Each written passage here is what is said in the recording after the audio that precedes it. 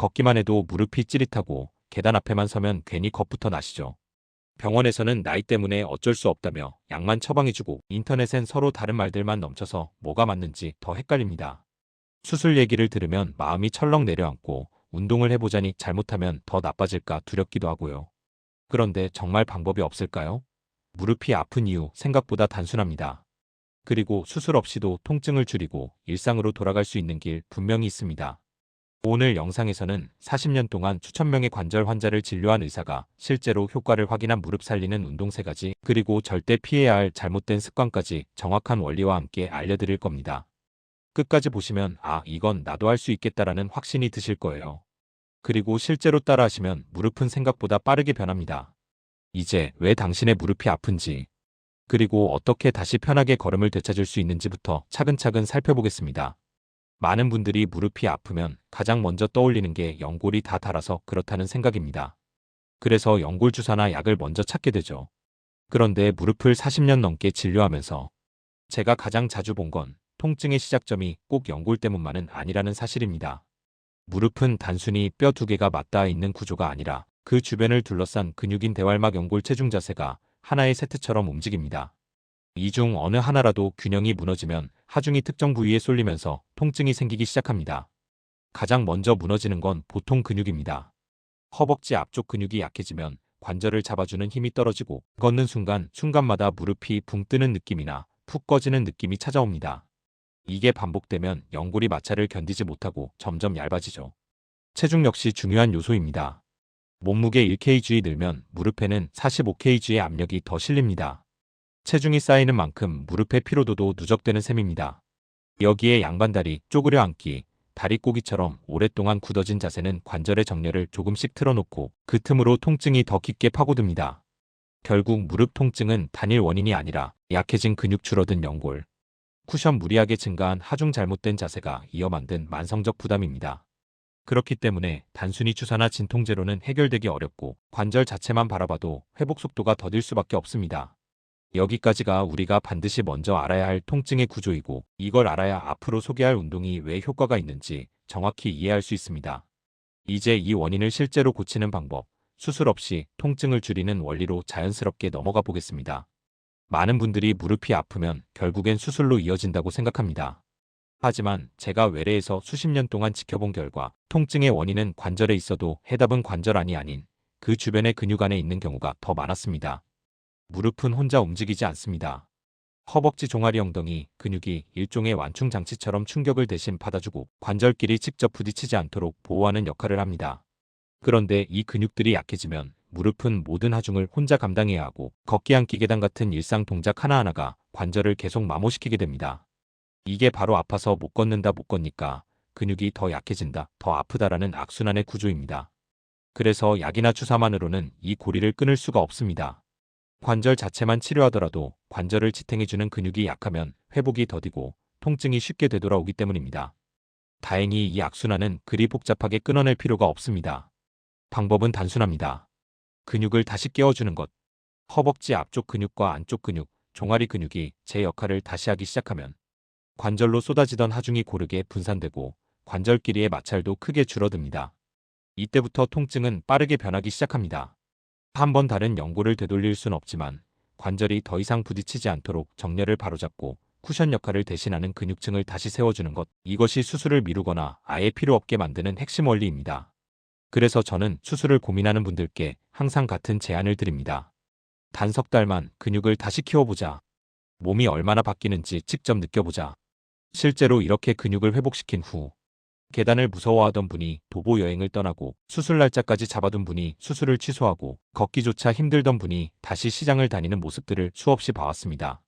결국 무릎은 우리가 생각하는 것보다 훨씬 많은 회복력을 가지고 있습니다. 단 정확한 원리로 움직여야 합니다. 아프다고 무조건 꾹 참고 걷거나 누구나 좋다는 운동을 무턱대고 따라하는 건 오히려 해가 될 수 있습니다. 이제부터 소개할 3가지 운동이 바로 그 회복 프로세스를 만들어주는 핵심 도구들입니다. 관절을 혹사하지 않으면서 근육만 정확히 깨우는 방식, 그리고 실제 진료 현장에서 효과가 검증된 방법들입니다. 자, 이제 무릎을 살리는 핵심 운동 3가지로 넘어가겠습니다. 무릎이 아프다고 해서 무릎을 직접 많이 굽히거나 버티는 운동을 하면 오히려 통증이 심해집니다. 그래서 오늘 알려드릴 세 가지 운동은 관절을 거의 움직이지 않으면서도 무릎을 지키는데 가장 중요한 근육만 정확히 깨워주는 방식입니다. 하루 10분이면 충분하고 연세 많으신 분들도 안전하게 시작할 수 있습니다. 이 의자에 앉아 다리 들기, 무릎 앞 근육 대퇴사두근 깨우기. 무릎이 걷다가 갑자기 푹 꺼지는 것 같은 느낌, 혹은 계단에서 다리가 밀리는 느낌을 경험하신 분들이 많습니다. 이건 관절이 약해서가 아니라 허벅지 앞쪽 근육이 제 역할을 못해서 생기는 현상입니다. 대퇴사두근은 무릎을 고정시키고 충격을 받쳐주는 가장 중요한 근육인데 나이가 들수록 가장 먼저 약해지기 때문에 제일 먼저 깨워줘야 합니다. 방법은 간단합니다. 의자에 편하게 앉아 등을 지지한 뒤 한쪽 다리를 천천히 들어 올려 무릎을 쭉 편 상태로 5초 유지합니다. 이때 허벅지 앞쪽이 단단해지는 느낌이 들면 제대로 하고 있는 겁니다. 좌우 10회씩 하루 2세트면 충분합니다. 3개월 동안 이 운동만 꾸준히 하신 60대 여성분은 계단에서 무릎이 다시 버텨준다. 손잡이 없이 내려갈 수 있게 됐다. 라고 이야기하셨습니다. 근육은 나이를 가리지 않고 반응한다는 걸 직접 보여준 사례죠. 이수건 무릎 누르기, 무릎 안쪽 근육 내측 관근 활성화. 관절염이 진행되면 대부분 무릎 안쪽이 먼저 망가집니다. 그 원인이 되는 것은 연골의 마모도 있지만 무엇보다 무릎을 제자리로 잡아주는 내측 관근이 약해졌기 때문입니다. 이 근육이 약하면 걸을 때 무릎이 바깥쪽으로 틀어지고 하중이 안쪽 연골에 집중되면서 통증이 심해집니다. 수건 무릎 누르기 운동은 이 근육만 정확하게 자극해주는 운동입니다. 방법은 침대나 바닥에 편하게 누워 무릎 밑에 수건이나 작은 베개를 말아놓고 그 수건을 아래로 꾹 눌러줍니다. 허벅지 안쪽에 힘이 딱 들어오는 느낌이 들면 맞게 하고 있는 겁니다. 5초 유지 후 천천히 힘을 풀고 좌우 10회씩 반복합니다. 2달 동안 꾸준히 하신 70대 남성분은 걸음걸이가 안에서 잡아주는 느낌이 든다. 라고 표현하셨고 재촬영한 X-레이에서도 관절 간격이 약간 넓어지는 첫 변화를 보였습니다. 연골이 자란 것이 아니라 근육이 관절을 제자리로 다시 맞춰줬기 때문입니다. 산발끝 들기 종아리 근육 강화로 무릎 아래 안정화. 많은 분들이 무릎만 신경 쓰지만 사실 종아리 근육이 약해지면 무릎이 흔들리고 통증이 쉽게 생깁니다. 종아리는 무릎 아래에서 충격을 흡수하고 다리 전체의 균형을 잡아주는 중요한 지지대 역할을 합니다. 특히 아침에 걸음이 뻣뻣하고 무거운 느낌이 드는 분들은 종아리 근육이 거의 꺼진 상태인 경우가 많습니다. 운동 방법은 벽이나 의자를 가볍게 짚고 발 뒤꿈치를 천천히 들어 올려 발끝으로 서는 동작입니다. 3초 유지 후 내려오기를 15회, 하루 2세트만 하면 됩니다. 무릎을 굽히지 않기 때문에 통증이 있는 분들도 안전하게 시작할 수 있습니다. 이 운동을 2주만 실천한 70대 여성분은 걸음이 부드러워지고 다리에 힘이 다시 들어간다. 고 하셨습니다. 종아리가 살아나면 무릎이 덜 흔들리고 통증이 훨씬 줄어드는 이유가 여기에 있습니다. 여기까지 소개한 3가지 운동은 관절을 건드리지 않고도 무릎을 살리는 가장 안전한 방법입니다. 하지만 좋은 운동도 잘못된 습관과 같이 따라가면 효과가 반으로 줄어듭니다. 특히 몇 가지 동작은 연골 마모를 빠르게 악화시키기 때문에 반드시 피해야 합니다. 이제 다음 단계에서는 무릎을 더 망가뜨리는 위험한 습관과 자세로 넘어가겠습니다.